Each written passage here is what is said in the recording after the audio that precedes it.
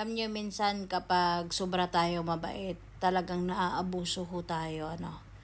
Kwento ko sa inyo guys ha. Actually yung pagtulong ko sa pag-alaga sa matanda, wala ho akong sahod dyan. Opo, wala po akong sahod. Dapat uwi ako long last June nitong taon na to. Pero nangyari nga yung hindi inasahan na na-stroke yung matanda. So ako guys, tinuturuan talaga ako one-on-one na para magterapi sa matanda, ano. Magpapalakad, magpaupo, ganon. Sa akin din nakatuka yung magpaligo, magpakain. Sa akin yun. So, kumbaga ako lang yung pinakabata dito at ako yung priority na tinuruan. Para nga kahit wala yung taga-therapy, maipalakad ko yung matanda. So, kanina, tinuruan ako kung paano bigyan ng smooth na massage yung matanda. So, hindi ko naman akalain na yung pagturo sa akin, kasi tinawag nila ako guys. Wala ako dun, tinawag nila ako. So, nung tinuruan ako kung paano bigyan ng smooth massage yung matanda, na-offend pala yung kasama ko.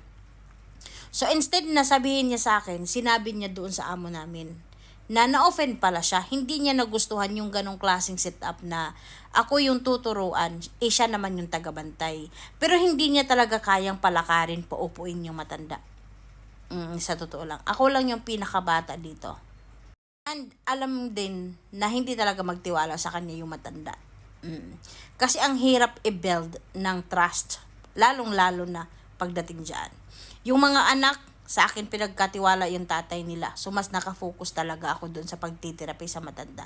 Ini-enjoy ko siya kasi ang isip ko kasi tinuturuan ako, dagdag kaalaman ko din yun. Oo.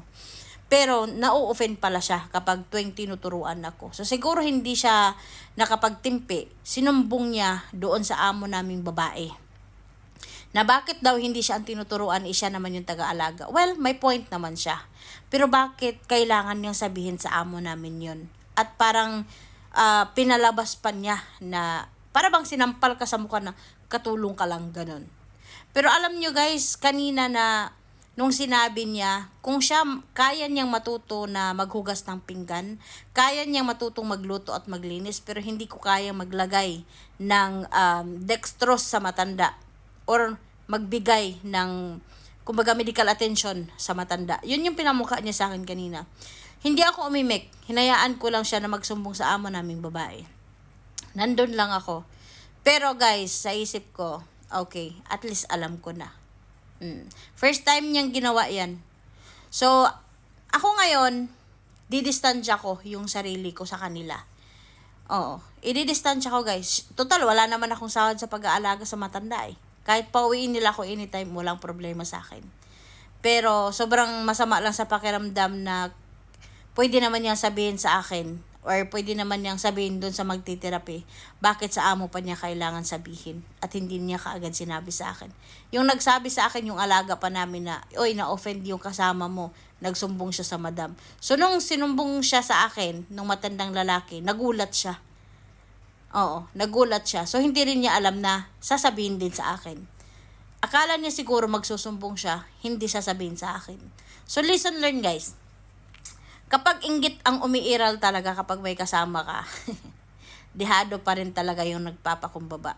At hindi ako umimik, hindi ako sumagot. Hinayaan ko siyang magsumbong. Hindi ko rin siya kinakausap para alam niya kung ano yung mali niya. Well, para sa akin, hindi ako mau-offend. Kasi unang-una sa lahat, wala akong sahod. Pangalawa, hindi ako ang nag-offer. Sila ang nangangailangan ng serbisyo ko. Kaya mag-ingat kayo sa may mga kasama dyan, lalong-lalo na sa mga baguhan pa dito sa ibang bansa. Kapag may kasama kayo sa bahay, either Pilipina or ibang lahi, ingat kayo. Dapat may limitasyon ng pagtiwala. Do ako kahit noong una wala na akong tiwala. Amping and good night.